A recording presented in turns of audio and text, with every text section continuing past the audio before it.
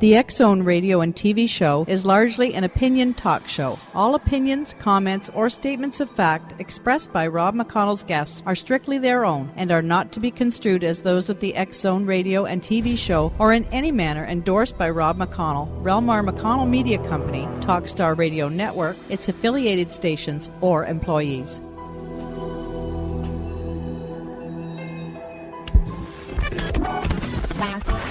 All Hit Radio.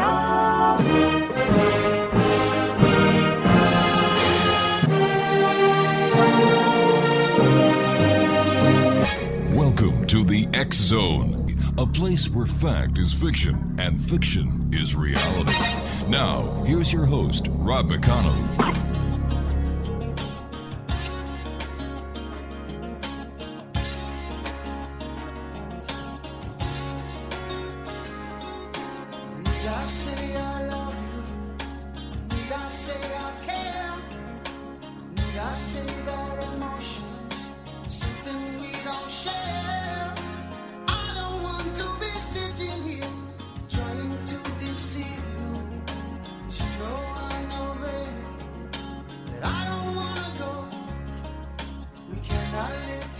And welcome back, everyone. My guest this hour is DJ Grothy. He's the president of the James Randi Educational Foundation. He's lectured widely on topics at the intersection of education, science, and belief at universities such as, Stanford, Harvard, Yale, UCLA, UC Berkeley, and dozens of others.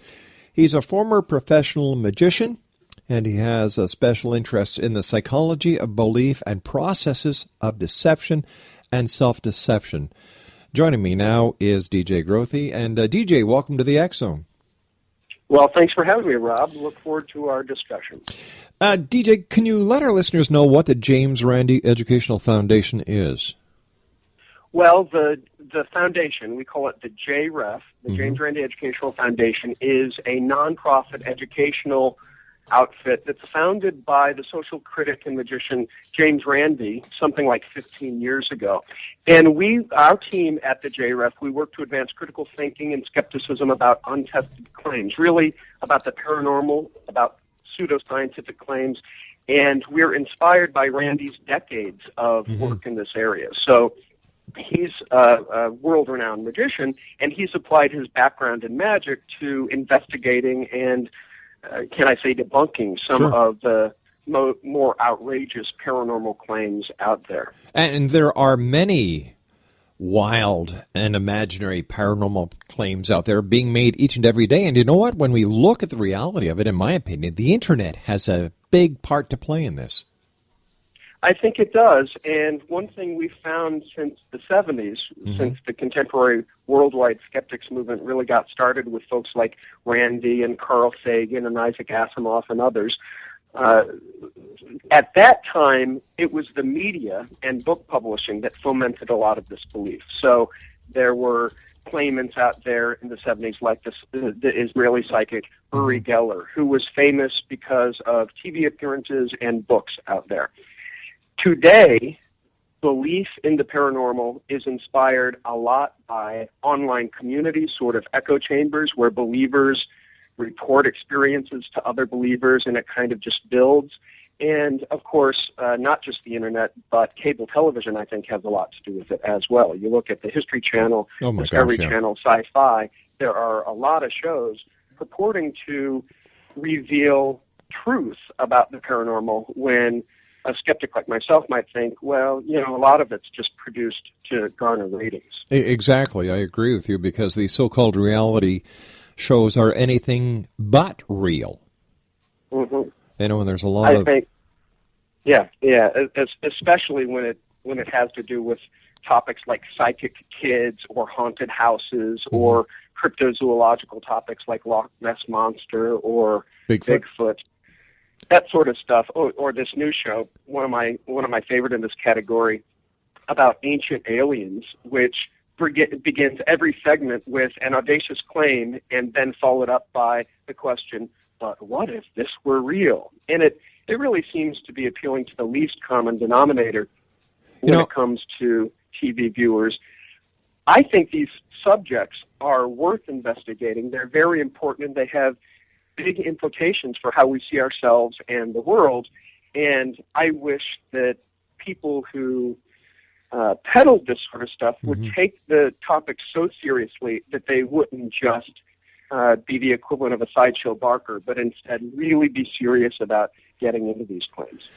You know, I've been doing this show now for 20 years, and in all my years, I have still not seen any proof that claims of the paranormal are real. That's interesting that you'd say that, and it makes me want to ask you a question. Sure. Does that mean you're a skeptic or you're still open-minded? I'm still open-minded. Yeah, I'm glad to hear you say that because it allows for me to draw a distinction there. The James Randi Educational Foundation, the professionals at our foundation who work to educate the public about these sorts of beliefs and claims in society, I think we are all open-minded too. This is maybe a distinction between cynicism, which says, there ain't no such thing as ghosts or the paranormal, et cetera, UFOs, psychics, and open-minded inquiry, the kind of skepticism I'm talking about, which says these questions are important. Let's really look at the evidence. DJ, we've got to take a commercial break. We'll be back in 2 minutes. X-Zone Nation. I'm Rob McConnell. This is the X-Zone. We'll be back. Don't go away.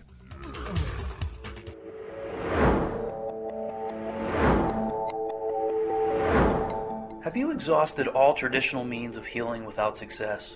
Are you experiencing communications through ghosts, angels, or even extraterrestrials and want to validate these experiences? Or would you simply like to speak with someone who can help you find your life's purpose? I'm Dr. Joseph Mara, and I'm offering my services to humanity at this time through consultations. These consultations include angel card readings, guided meditations, life coaching, and energy healing. If you desire clarity of what may appear to be unexplainable phenomenon, then contact me through my website at aguidinglight, spelled LITE.com, to schedule your consultation today. Until then, I offer you love, light, and laughter.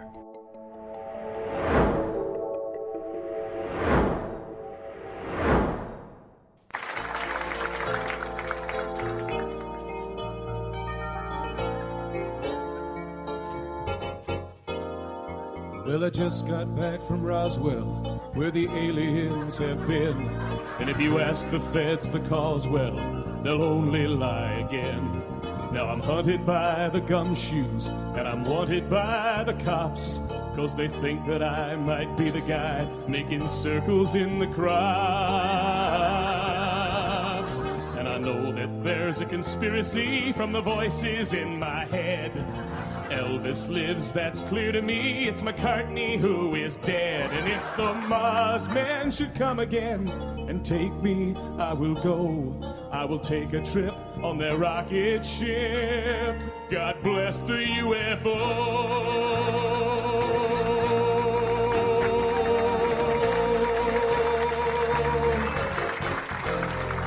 Give JFK this message.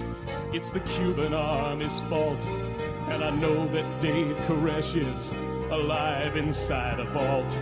We've seen reports in papers of a guy who knows about a car that runs on chewing gum, but the Arabs rubbed him out. And we loudly warn that America is badly unprepared.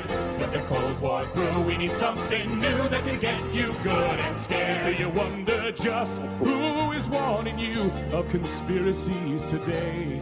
We're the ones who fill the rumor mill. We are the CIA.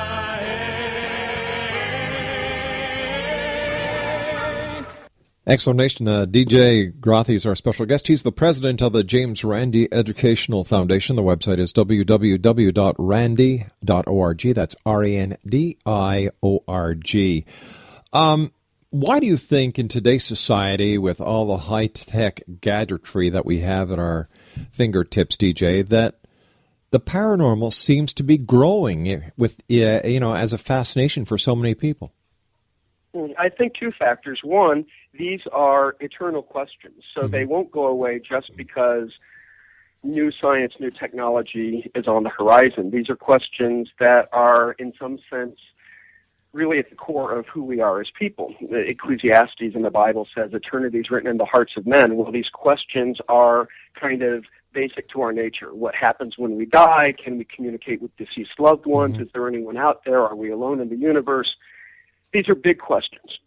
So that's one. The questions are here to stay. Two, I think technology, certain lines of technology, actually help us ask these questions better, or at least in some cases, especially when you look at the blinking lights on the gizmos they use on those TV shows, they help us ask these questions in more sensational ways.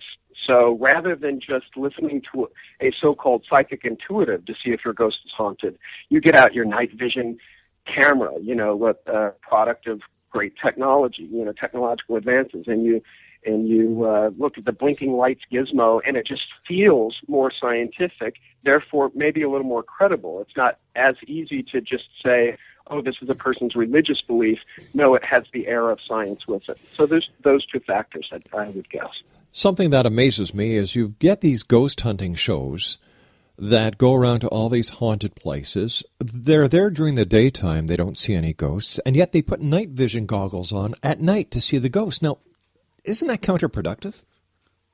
Well, I think it's really productive if you're a producer who wants to get some ratings on a cool TV show. Yeah. But it's, from a paranormal investigation standpoint, seems to me the best way to see if there's something really there is not to turn out the lights and to scare yourselves. So many of these shows, the drama is in where the on-camera hosts get freaked out and there's screaming and it's very spooky, and that's good drama for the TV. Right. But if you're serious about these questions, you would investigate a paranormal scene much more like you would look at a crime scene. You would use the best investigative methods, say from forensics, and you would take eyewitness testimony and understand the perils of giving too much credence to eyewitness testimony. And you would overturn every rock and look in every nook and cranny, not just turn out the lights and spook yourself on camera. Yeah, it's rather amazing that you have so many people who are calling themselves researchers, parapsychologists, and investigators who know nothing about what they're talking about. Right. So many of these characters know nothing just about basic investigative methods. Seems to me if you're going to look into a claim, you should apply the best methods that researchers have. And that, when you're looking at paranormal scenes, that seems to be coming from forensics, actually looking at evidence. If there was a visitation, did the poltergeist leave anything behind? Can we study it? Can we look at it? As opposed to doing what so many of these investigators fall into, which is looking at very loosey-goosey evidence and falling into the psychological pitfalls of really the cognitive biases that let our big brains put meaning into the noise. So you remember back in the 70s there was backmasking with music. Well, now there's the white noise where you just record something and you listen to it backwards or maybe even forward, and then you try to figure out what the message is. Right. And this is an oral version, kind of an audio version of pareidolia, which is a function of the brain to make sense out of noise or out of let's say, insignificant data. So anyone can do this. You look up at the clouds, and if you're somewhat creative, you can see faces in the clouds. That does not mean that there's a big giant head floating in the blue sky. No, it's that we have an ability to make meaning out of that data. And that's what so many of these paranormal researchers, in quotes researchers, because I don't consider it real research, that's what they do when they're looking for evidence of the paranormal. When we talk about evidence in the paranormal, one of my biggest bones of contention with the Roswell UFO crash is how Jesse Marcel himself, supposed to be a highly trained military intelligence operator, broke the chain of custody with what he claimed to have been the most important piece of evidence in the UFO the UFO discussion argument. You know, when he left the ranch with what he claims to have been UFO parts, went home to his family, woke his family up, let them manipulate the evidence, and then took the evidence back to the airbase. No one has been able to tell me why this has not been questioned. Well, I think it has been questioned by skeptics, but for the credulous, they don't think about evidentiary claims like that. If you believe that Roswell is an example of an alien visitation, you're not going to let contrary lines of evidence suggest otherwise. You kind of begin with the belief and then only look for those lines of evidence which support your prior belief. What really amazes me about the Roswell claim or so many of these other visitation claims, alien visitation reports, is that social science tells us a whole lot about eyewitness reports, about eyewitness testimony, and how messy that is and how unreliable that is. And yet in UFO sighting after UFO sighting, the believer community, the credulous, the UFO community, they take reports at face value, assuming that, well, the guy would have no reason to lie, therefore what he's saying is true. And there's a third option there. A person can be believing that they're telling the truth and still be flat out wrong. You get this in our criminal justice system all the time with eyewitness testimony that's just plumb wrong, but it's not a lie exactly, it's just incorrect. Because the person giving the testimony believes beyond a shadow of a doubt he's telling the truth. Exactly. Yeah. Even though, because of reconstruction of memory and because of how unreliable eyewitness testimony is, he or she's not telling the truth. I mean, I don't want to sound too new age about this, but yes, in a sense, he's telling his personal truth, yes, right? And that he's not lying. He's sincere. Right. But you can be sincere and still be wrong at the same time. Why do you both think, or why do members of the foundation believe, how has Roswell stayed alive for this long without having any evidence whatsoever to substantiate any of the claims being made by any of the researchers? I think it's a pop culture phenomenon. It is explained in the social sciences when we look at the growth of widespread beliefs. And indeed, that's what the James Randi Educational Foundation is interested in, these widespread beliefs. UFOs, you mentioned Roswell, ghosts, cryptozoology, what's called complementary and alternative medicine, a lot of alternative kind of, I'd say, questionable medical modalities. All of these are believed in widely, despite the fact that there's not a whole lot of evidence. There's somewhat outside the bounds of science. There's not a lot of evidence to support them. And I think sometimes this isn't just a matter of personal belief, but that these beliefs cause great harm. Now, if you believe in a U.S. government cover-up about Roswell and you believe that we have been visited in the 40s, that's not immediately going to be the most harmful false belief. I think it might open the doors to other sloppy thinking. It might make you a little more gullible, a little more susceptible to being beguiled by other hucksters. But many of these beliefs hit you where you live and breathe. If you have appendicitis and you go to a psychic surgeon instead of the ER, you will die. And that's just one sort of example that many of these false beliefs have real-world consequences. And it's not a matter of merely having a different perspective, but that believing something false can harm you. DJ, stand by. We've got to take our news break at the bottom of the hour. X-Zone Nation DJ Grothy is our special guest, or Grothy's our special guest. He is the president of the James Randi Educational Foundation. The website is www.randi.org. That's RANDI.org. 1-800-610-7035 worldwide toll-free. Email xzone@xzoneradiotv.com. On MSN Messenger, xzoneradiotv@hotmail.com, and our website, www.xzoneradiotv.com. XZoneRadioTV.com. I'll be back on the other side of this news break with DJ as we continue talking about, well, what it's like to be open-minded, closed-minded, and then what it's like to be, well, in your own little mind, your own little way of thinking that you're right and the rest of the world is wrong. We'll be back. Don't go away.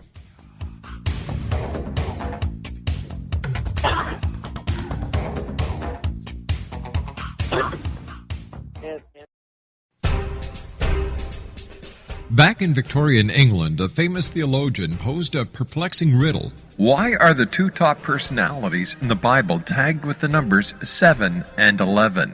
Academics agree the answer is found in the stunning discovery of a hitherto secret Bible structure explained in a new book called The Genesis Grid. The discovery is so simple that preschool children could illustrate it. Certain claims are hugely controversial and may offend some, but at the X Zone, we've studied this awesome new book and agree with one expert, and I quote, "These discoveries appear to be beyond coincidence." So who or what hid this wonderful pattern in the Bible, and what might they do next? Find out more, X Zone Nation, and read reviews on www.genesisgrid.co.uk. That's www.genesisgrid.co.uk.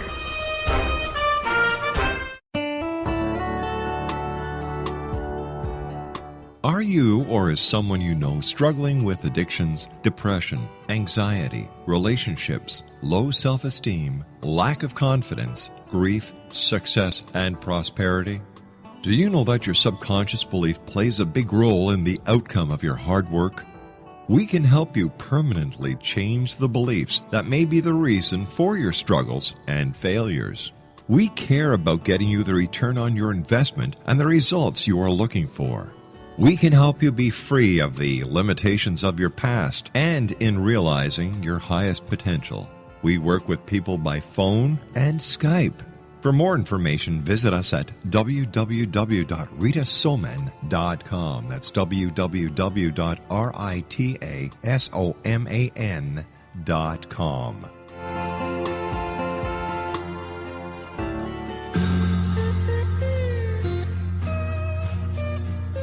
You're listening to the X Zone Radio Show, live and around the world on the Talkstar Radio Network, X Zone Broadcast Network, UK High Definition Radio, Euro High Definition Radio, and Star Cable. Our toll-free telephone number worldwide is 1-800-610-7035. Our email address, xzone@xzoneradiotv.com. On MSN Messenger, xzoneradiotv@hotmail.com, and our website, www.xzoneradiotv.com.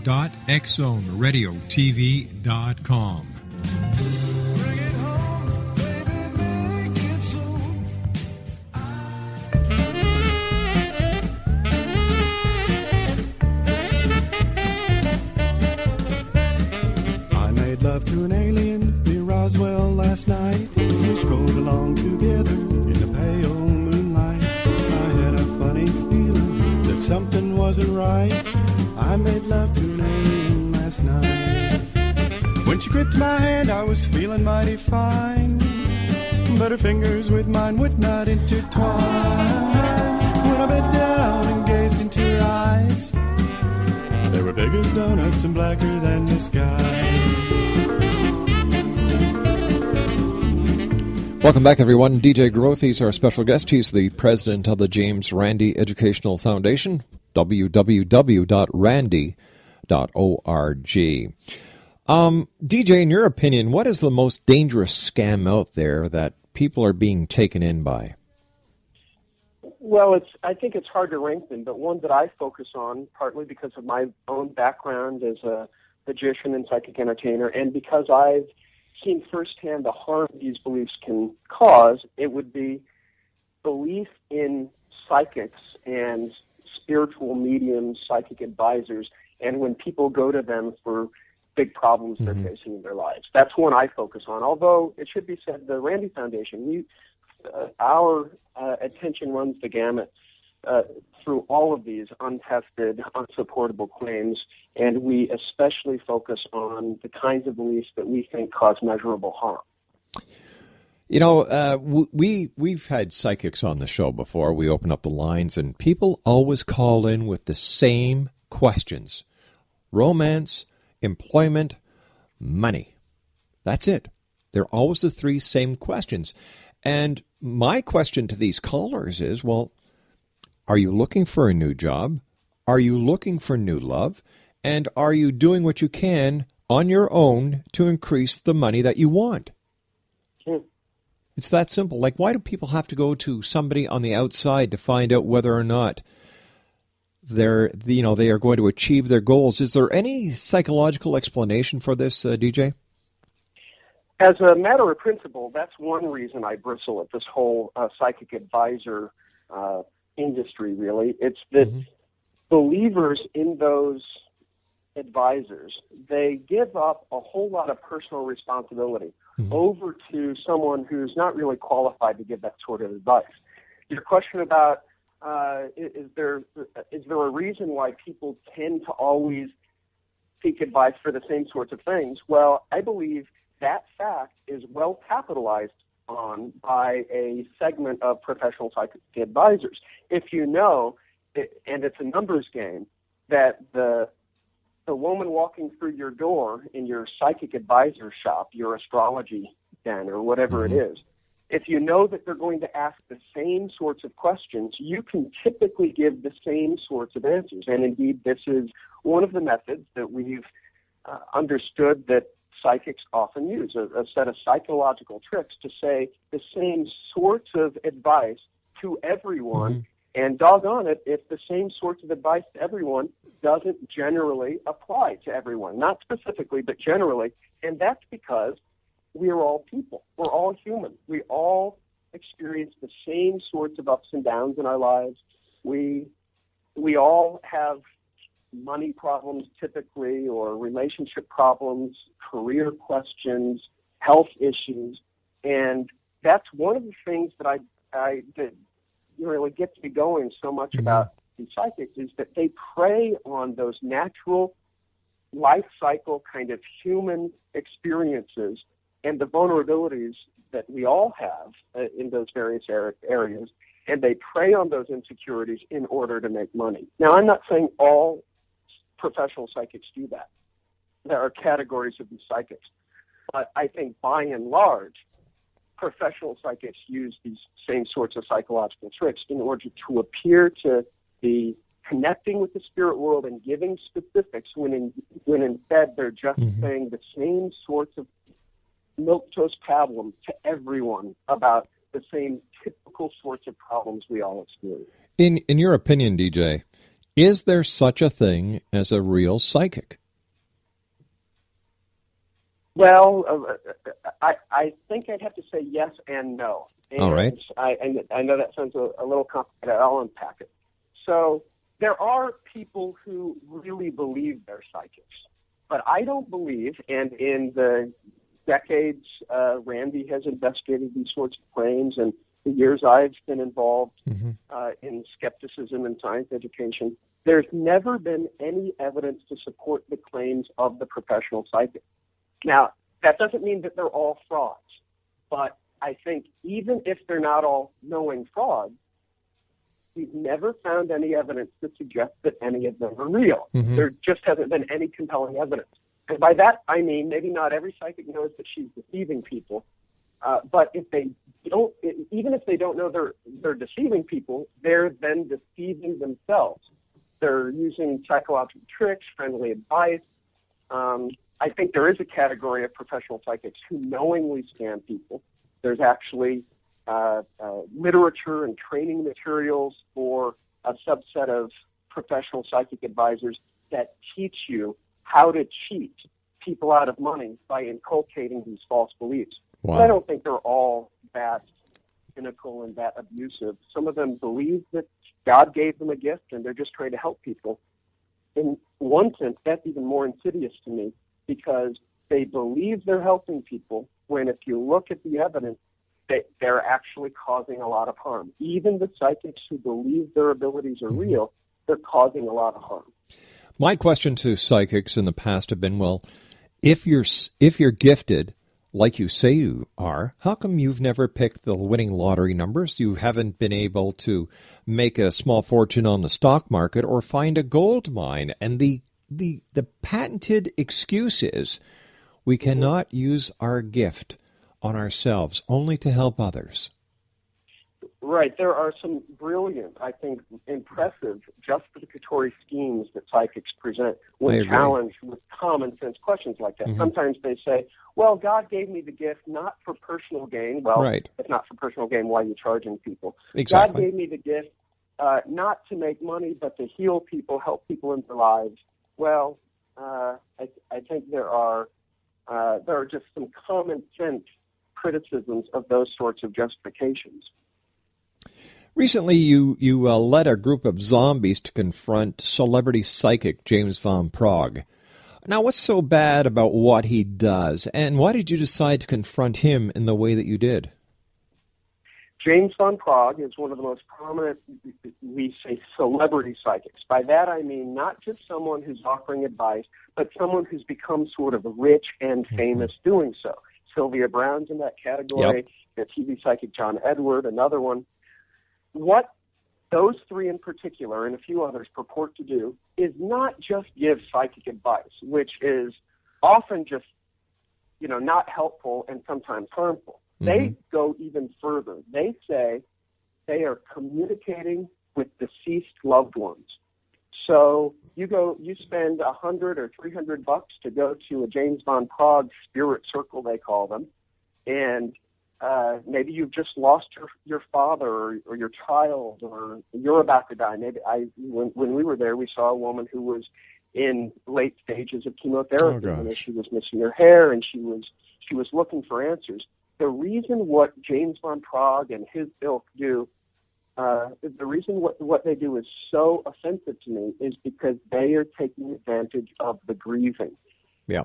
They say, you just lost someone? Well, here, I'm communicating with that loved one, and here's a message. By the way, give me money. Yeah. Right? Give me money for this service. A lot of money sometimes. They work people up the ladder. You start at a low level, and if you're credulous and you buy it, you go to longer seminars, maybe a cruise that costs thousands of dollars, or a weekend intensive spirit meeting, kind of a spiritualistic tent revival, something like that. And you could be wiped out. You could end up spending all of your money toward this kind of lie that says this guy's communicating with your deceased loved ones. It's bad because, on two levels, it's bad because, one, the process that he goes through is just so much of a performance. It's the same clauses, the same phrases that he uses all the time. And I've done a study of this. If you record a number of his performances, he says the same sentences all the time, regardless who he's giving the reading to. So it's just deceptive on that level, I think. And the second thing that's so offensive is that he's not just taking people when they're at the top, right? He's not a storefront psychic who gives a reading to someone who walks in her store on a lark, kind of just for fun. You're out walking in Manhattan or in Hollywood, and there's a neon sign on a storefront. You say, "Oh, let's get a tarot card reading." It's not just for fun. Instead, he is working with people when they are at their lowest, and he's giving them promises of connecting them with the spirit world. And I find that really manipulative and actually reprehensible. What we did was issue a challenge to him, $1 million challenge. Right. The James Randi Educational Foundation offers $1 million to any paranormal claimant who can prove under mutually agreed upon scientific conditions that their abilities are real. We issued him $1 million challenge. The media asked him about that, and he never commented. He ignored us, and he ignored the media. And so, since his claim is that he can talk to dead people, we thought, in order to shine a spotlight on his work and why we're critical of it, we thought we'd bring some, in quotes, dead people to his spirit circle. There's a number of volunteers with the foundation dressed up as zombies, and we did a sort of zombie flash mob at one of his recent events. And we were told they'd get someone to talk with us. We had a big $1 million check printed. James Von Prague, prove that your stuff is real and you'll get $1 million. And we were thrown out of the place. Wow. The video, I'm happy to say, sort of went viral. Tens of thousands of people have seen it, and it's been a good way, we think, to highlight this reprehensible thing that James Von Prague does. False promises to the grieving. It's the lowest of the low. Why aren't these people brought up on criminal charges? It's fraud. That is an important question, and the answer is they're not. As long as they're talking just words and engaging in spiritual services, they're not doing anything illegal because of the free exercise of religion clause in the U.S. Constitution, and because, say, Sylvia Brown, she runs a church. Many people don't know this, but she's a 501c3 tax-exempt church. I don't know that in Prague, but, these events are done under the umbrella of religion and freedom of religion. And because they don't do any physical trickery, they can't be prosecuted for fraud. Now, in the history of this movement, the spiritualist movement, of which Van Prague and John Edward and Sylvia Brown are all heirs, there was a time, decades ago, around the turn of last century, where practitioners of spiritualism didn't just use words and didn't just tell people they were talking to the other side, but they used glorified magic tricks. People didn't know they were magic tricks. They were lying. But they used magic tricks in order to inspire beliefs. And that's the sort of activity that magicians like Harry Houdini railed against. He lost his mother, and he was grieving. He was very close to his mother, and he wanted to do anything he could do to reach out to his mother on the other side, and he went to one of these spiritualism seances, and he caught the mediums cheating. And that incensed him so much that he made something of a career out of debunking their method. He could do that because as a magician, he could see right through their method. He wasn't against actually lighting a match in a darkroom seance where you'd see the medium who was up to all sorts of chicanery. Today's mediums only use words, and in fact, at the largest spiritualist community in the United States, Lilydale in upstate New York, they have a ban on what's called physical mediumship. You're not allowed to bring those old spirit trumpets that purportedly levitated during seances. You're not allowed to have materializations of ghosts, which is nothing more than a sort of gauze that would come down from the rafters during the seance. There are a couple places still in the United States where physical mediumship can happen, but they're few and far between. Most of the stuff, especially at the John Edward level that occurs, is just words, and therefore it's protected really as a religious exercise. Well, then you've got people like Madame Cleo, and I was really thrown back to find out that Sylvia Brown charges up to $700 for a 20-minute reading. I'm in the wrong business. Right. There's a lot of money in it, and there are a lot of heartfelt, deeply believing people who are taken for a ride. And that's why watchdog organizations like the James Randi Educational Foundation kick into high gear when we see stuff like this. Not only the celebrity psychics, but the storefront psychics or the psychic surgeons or the televangelists who use chicanery during their services. Right. Years ago, James Randi was on the Tonight Show with Johnny Carson. Oh, listen, we've got to take another break here. Please stand by, DJ. Great having you with us. You'll have to come back on the show again because we still have so much to talk about. But you're going to be back with me when we come to this final segment on the other side of the break. Exonation DJ Grothy's our special guest.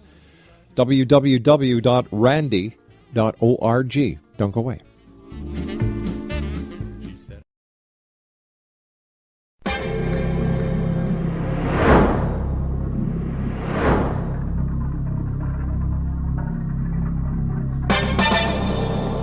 Hi, this is Rob McConnell, and I invite you to join me on Turquoise Radio for the X Zone Radio Show, a place where people dare to believe and dare to be heard.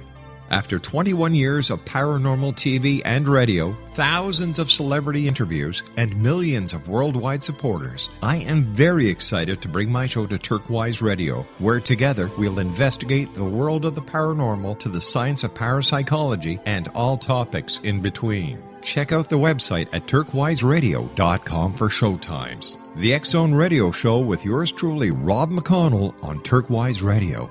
And I'll see you in the X Zone.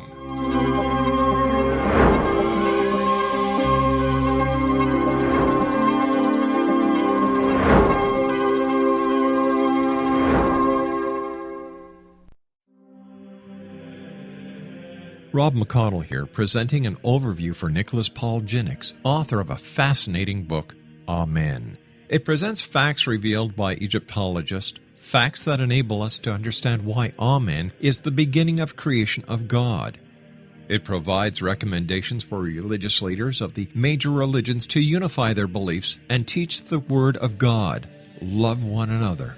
Amen informs people how mankind conceived God. It was the Egyptians that developed the concepts of a soul, a hereafter, and Son of God. And finally, after the worship of many gods, they conceived the belief in one universal God, the maker of all there is. For more information, visit www.futureofgodamen.com. That's www.futureofgodamen.com.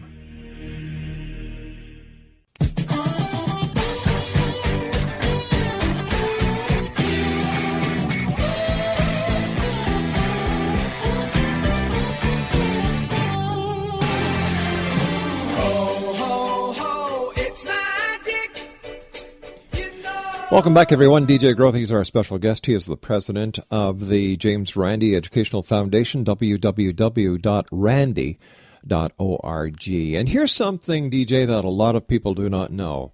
And this is from the Canadian Criminal Code. Section 365 of the Canadian Criminal Code says, everyone who fraudulently pretends to exercise or to use any kind of witchcraft, sorcery, enchantment, or conjuration, A, B, undertakes for a consideration to tell fortunes, or C, pretends from his skill in or knowledge of an occult crafty science to discover where in or in what manner anything is supposed to have been stolen or lost may be found, is guilty of an offense punishable on summary conviction. Yeah, it's dumbfounding that in many jurisdictions, including the state of New York, it's illegal to pretend to be a psychic. It's just that our justice system is so beleaguered with, can we say, other crimes that these sorts of things don't often get prosecuted until they reach a level of serious embezzlement. Just saw a report from the Orlando area where a young psychic stole $136,000 from a woman. Wow. And those reports happen regularly. The Marks family in New York and Florida were just all arrested for stealing upward of $30 million over the last 11, 12 years from a series of very wealthy clients they had. So this stuff is not trivial. This is really serious criminal activity. So let me ask you this. We've got about 2 minutes. How can people protect themselves from these kind of charlatans? Well, the big issue for me is that when you go to a psychic, you're going to a psychic because you believe in it and you're looking for help. And the reason that's a problem is that these psychics lack real expertise in doing what they say they're going to do, which is help people with their problems. Psychics charade as health professionals, counselors, but they have no background in that. They sometimes pretend to help with law enforcement, finding dead bodies or missing people. If you're having real problems, let's say you're having money problems and you wonder, should you buy the house or should you sell the house or something? Who should you go to? A financial planner or a nice little old lady who says she has supernatural ability? Oh, wait a minute, my hand's up. I'll go to the financial planner. Exactly. Or let's say you're having relationship problems. Kim Kardashian, the pop culture personality, she went to a psychic advisor about her marriage why not instead go to a therapist who's degree and can help you with your problem? That's right. That's my beef with everyday psychics. They fake expertise. And if you're spending money, why not get real help? Exactly. DJ, I want to thank you ever so much for joining us. Let our listeners know how they can contact the foundation for more information. Randy.org is your best bet. You go to Randy.org and you'll see a whole host of resources, free materials that the Randy Foundation makes available to the general public. Digital outreach, we put on workshops, we put on a major conference every year in Vegas. A couple thousand people show up and a lot of celebrities to celebrate critical thinking and skepticism. So I invite your listeners, go to Randy.org and get involved with us as we try to advance critical thinking and skepticism, especially about these paranormal sorts of claims. DJ, it's been a great pleasure talking to you. Thank you for doing the wonderful things that you do, and to thank all the people at the Randy Foundation. I hope that I have the opportunity of having you back on the show in the near future. Continued success, young man. Thank you, sir. Appreciated the conversation. Bye-bye now. Once again, that was DJ Grothy. He is the president of the James Randi Foundation, www.randy.org. I'll be back on the other side of this commercial break at 6.5 minutes past the top of the hour as we continue here in the X Zone with yours truly, Rob McConnell. Don't go away now.